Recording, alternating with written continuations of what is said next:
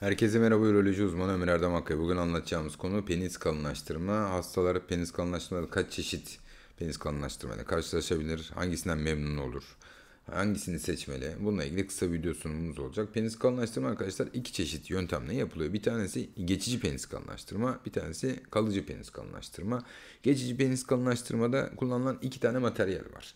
Birisi hastanın kendi yağ dokusu, göbek yağından alınan yağların belli bir işlemden geçirdikten sonra penise nakledilmesi, peniste bir kalınlık hacmi yakalanması. Bir de hastaya hyaluronik asit dolgu enjeksiyonları var. Hyaluronik asit dolgu enjeksiyonları bu kadınların yüzlerinde bu açıkları kapatmak için, hataları kapatmak için kullanılan bir dolgu maddesi. Dolgu maddesinin içerisinde hyaluronik asit var. Aslında normal şartlarda bizim vücudumuza sürekli olarak üretilip yıkılan bir madde bu. Belli işlemlerden geçirdikten sonra bir kararlılığı meydana geliyor. Yıkılması eskisine göre daha zor oluyor. İşlem penise oluşturulan küçük deliklerden kanül denilen ucu keskin olmayan, ucu yani girdiği zaman sağ solu yaralamayan bir iğne ile penisin cilt altına bu hyaluronik asitin enjekte edilmesi belli bir kalınlık yakalanmasıyla yapılan bir işlem. Hyaluronik asit dolgu enjeksiyonlarında hastalar diyor ki penis sert oluyor mu diyor. Ereksiyonda olduğu zaman sert oluyor mu diyor. Hayır arkadaşlar, olmuyor. Çünkü hemen cildin altına yapılan bir işlem. Biz kavernöz cisim dediğimiz süngerimsi cisimlere, yani bu penis sertleştiği zaman taş gibi olmasını sağlayan, o basıncı sağlayan cisimlere herhangi bir müdahale yapmıyoruz. Çünkü bu ereksiyon mekanizmasını bozabilecek olan bir durum. Biz cildin altına dolgu enjeksiyonu yapıyoruz. Açıkçası cerrahi olarak zorluk açısından ne kadar zor bir cerrahi derseniz sünnetten daha kolay olduğunu söyleyebilirim. Çünkü sünnette biz dokuyu kesiyoruz, kanama kontrolü yapıyoruz, dikişler atıyoruz, pansumanlar yapıyoruz ama hyaluronik dolgu enjeksiyonunda böyle bir olay yok. Küçük bir delikten hyaluronik dolgu enjeksiyonu yapılmasıyla yapılan bir işlem. Yaklaşık 15 dakika sürüyor işlem. İşlem sonrasında hasta kalkıyor, evine gidiyor.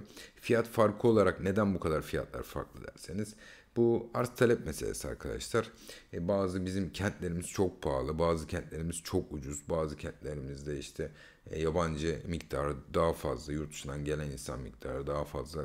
Sizden önce polikliniğe giren hasta Kuveyt'ten, Katar'dan geliyorsa siz de onun gibi bir muamele görmeniz gayet normal. Artı büyük şehirlerde her şeyin maliyeti bir tık daha fazla olduğu için tabii ki şehirler arasında ya da cerrahlar arasında mutlaka bu dolgu işleminden fark çıkacaktır arkadaşlar. Bir de kullanılan materyal de çok önemli. Şimdi yüze kullanılan materyali, onlar 1 cc, 2 cc olarak satılıyor. Penise kullanmaya kalkarsanız oldukça fazla kullanmanız gerekiyor. Çünkü penise 10 cc, 15 cc, 20 cc kullanmanız gerekiyor.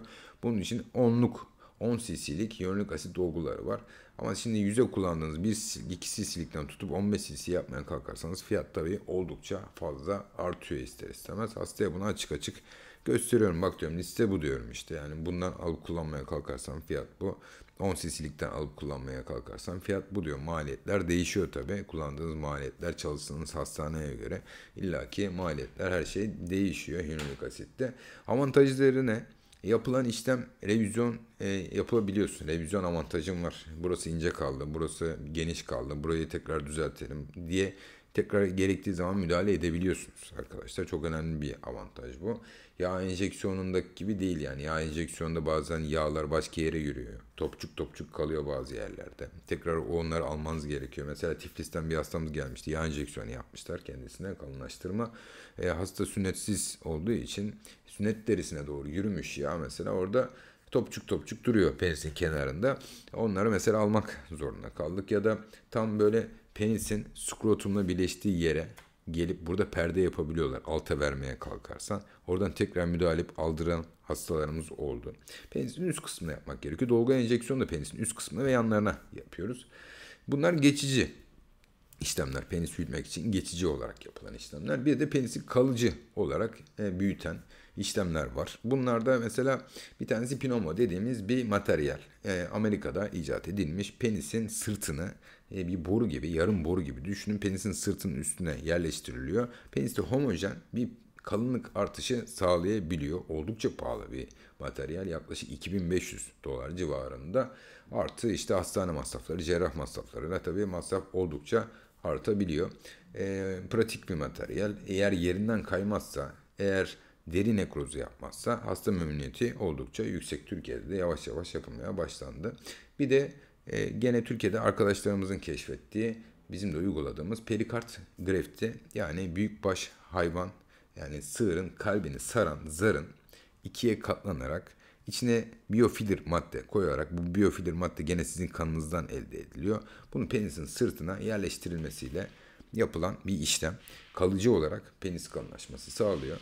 Arkadaşlar, bu penis kalınlaştırma işlemlerinde benim genellikle hastalara önerdiğim, kalıcı yapmadan önce, penis kalınlaştırma işlemi yapmadan önce hasta geçici bir penis kalınlaştırma işlemi yapabilir. Yağdan olabilir, dolgu enjeksiyondan çok basit bir şekilde olabilir. Hastanın yeni penisinin görüntüsüne adaptasyon oluyor mu? Memnun kalıyor mu? Ya ben böyle bir kalınlaştırma yapacağım ama önce bir geçici yapsam bana uyuyor mu? Memnun kalıyor mu? Partnerim bundan memnun kalıyor mu diye yaptırmasına bence fayda var. Neden?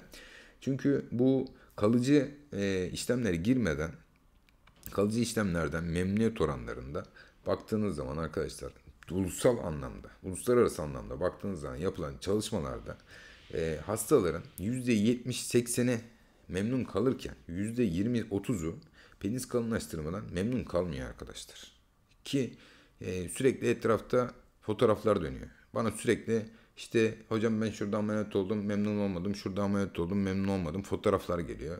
Bakıyorsun aslında gayet normal duruyor. İlla benim yaptıklarım da sağa sola başka doktor arkadaşlara gidiyordur. İşte burada yaptırmış, olmuş, olmamış filan diye. Burada şöyle bir şey var. Memnuniyetsizlik yani çok mükemmel bir penis olmadığından değil.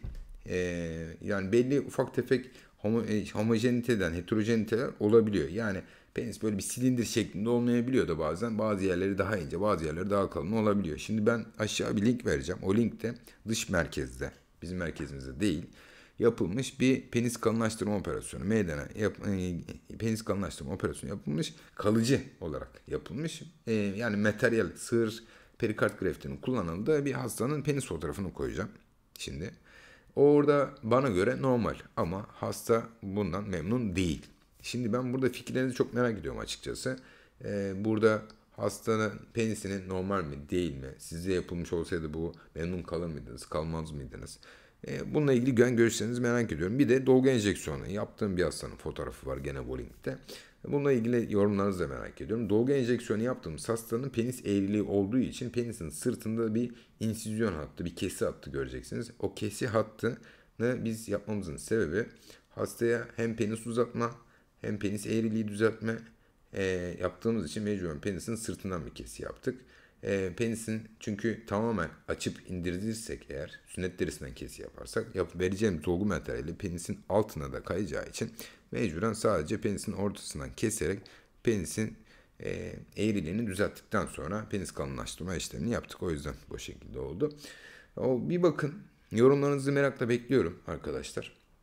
Yani sonuç olarak söyleyeceğim şey, kalıcı operasyonlardan önce bir geçici penis dolgu enjeksiyonları yaparsanız eğer kalıcı operasyonda neyle karşılaşacağınız hakkında bir fikriniz, bir bilginiz olabilir diye düşünüyorum. Bundan memnun kalıp kalmayacağınız konusunda da bir fikriniz, bir bilginiz olabilir. Çünkü penis kalınlaştırma tamamen hastaya bireysel olarak yapılan bir operasyon. Hastanın fikri, bireysel fikri çok kıymetli, çok önemli. Belki yaptırdıktan sonra keşke daha önce yaptırsaydım ya da ya niye yaptırdım gibi yorumlarınız olabilir. Ama geçici yaptırırsanız bu şansınız, geriye dönüş şansınız hala elinizde olacak. Çünkü kalıcı operasyonlardan sonra bu hasta bazen penisin eski haline geri getirme konusunda sıkıntı çekebiliyor arkadaşlar. O grefti oradan çıkartmak ya da o pneumayı oradan çıkartmak bazen ciddi problemler yaratabiliyor hastalarda. O yüzden bence öncelikle geçici penis kalınlaştırma işlemi kullanmanızda fayda var. Dinlediğiniz için teşekkürler, saygılarımla.